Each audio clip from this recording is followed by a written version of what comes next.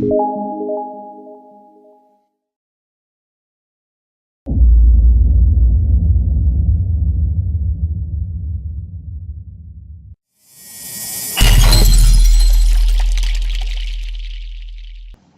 my name is Julio, owner of Fitness Foundry, and thank you for watching.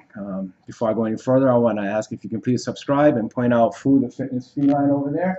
She will let me know when it's time to wrap it up.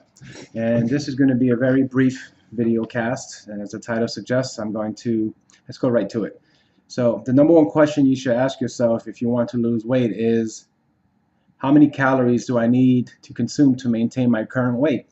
And there's a couple of ways of doing that. One easy way is to look at the description of this video, and there's a couple of links on my website. I actually have a calculator, but if you Google this, what you want to find out is your total daily energy expenditure, and usually that's based on your BMR, your basal metabolic rate, multiplied by your physical activity level, or your PAL, and then from there it will equate how many calories you need to sustain your current weight.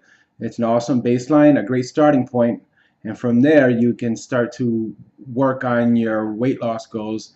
The next step would be how much you want to lose, on what timetable, and then from there you can start to decide if losing a pound a week, or losing a half a pound a week, or losing 2 pounds a week is the most realistic for you.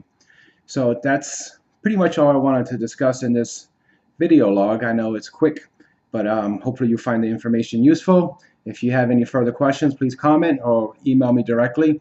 But definitely please subscribe, and I will follow up with this email with more detailed ways to help you achieve your goals. Remember, nutrition plus education plus exercise plus support will always equal long-term results.